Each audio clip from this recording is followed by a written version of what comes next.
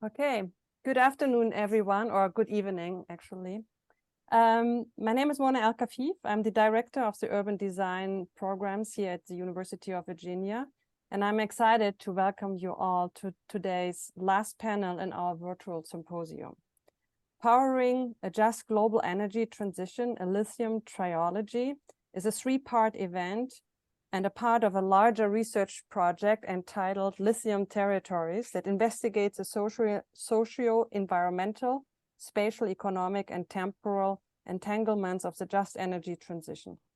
This academic initiative is a collaboration between Pontificia Universidad Católica de Chile, the University of Michigan, and the University of Virginia. The project was sponsored by a grant that co-PIs Maria Aquero, Ayla Berman, Alejandra Bosch, and myself received from the UVA Center for Global Inquiry and Innovation to build a larger network of experts in the field and integrate these topic areas into our curriculum. Our joint research agenda addresses a pressing global challenge, the mandate to take climate action and reverse the path towards a planetary collapse. By using lithium as a critical matter powering the energy transition, we examine its life cycles from extraction to manufacturing, consumption, and recycling to understand socio-environmental and economic relationships. By connecting our cell phone terminals, electric cars, and solar plants to lithium mines in Chile, manufacturing plants in the Asian Pacific region, and gigafactories in the US, we hope to trace the global flow that power every aspect of our lives and transforms ecosystems and livelihoods globally. The symposium was co-organized by Professor Jimena Arizaga from PUC, Maria Aquero from Michigan, and two of our graduate research assistants, Zhaoqing Liu and Meredith Hoos, and myself. And today we are also joined by our two student moderators, Sari El Faitouri and Sanika Mate. All information in relationship to our symposiums and the post of former presentations are also shortly available on our website. But for now, I'm going to hand it over once more to Maria to give us a quick synopsis of the last two panels. Thank you, Mona, and welcome to everybody joining us today. Our group today is connecting from Nevada, and we are learning about the territories of lithium extraction, manufacturing, and recycling. And we are very much excited to be joining now that we are bringing a completely different dimension in our understanding of what it is that we mean by the green energy transition and how to make it truly just. As we embark today on the third symposium session and interrogate the journey towards more sustainable lithium consumption and recycling, we thought it would be useful to share a very, very quick recap on what it is that we did in previous sessions. In the first session, we had Professor Jimena Arizaga inviting us to travel to the landscapes of Salar de Maricunga in the Atacama region. Professors Jorge Valdez, Jerry Marambo Alfaro, and Osvaldo Moreno shared their work centered in landscape conservation efforts and design, establishing more sustainable practices towards the future. We, in a nutshell, learn how to deal with the territory before mining operations happen, but we also learn about how design can bring more sustainable futures to areas that are dealing with tailings, with many generations of waste generated in those mines, and how that can be, in a way, retold and re-narrated for future generations to better understand what are our shared responsibilities. In the next session, the second session, I was truly honored to host Professors Matthew Sieber, Marina Otero Bercier, and Scott Campbell. They share with us their critical visions for the just energy transition and how we must turn hyperconsumption into hyper-stewardship if we are gonna truly work towards a more healthy planet in the future. And with this very brief revisiting of what we did, you can see here some of the images with Professor Matthew Sieber. We actually reflect together with around the needs of energy, the mountain needs energy and water consumption in manufacturing industries. But Professor Marina Otero-Bercier actually shared with us some of her work and reflections, bringing lithium to the scale of our body to have a better understanding of what are those close relationships in between body and territory that are very much informing and inspiring the work that we are trying to advance through this symposium. Mona, I will pass it back to you so that you can take us through this last session today addressing consumption and recycling. Okay, thank you, Maria, for the short synopsis.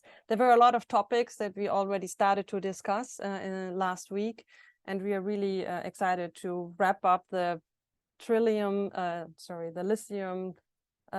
panels with our last presentation today, that starts to discuss maybe in more depth the issues or the questions of consumption and recycling. As we presented in our general introduction, lithium is omnipresent in batteries, powering electric vehicles, and other consumer electronics. It provides storage to balance intermittent renewable power sources in our transition toward a more climate-resilient planet. And increased lithium consumption is a new, seemingly accepted reality if we want to realize the decarbonization goals. With demand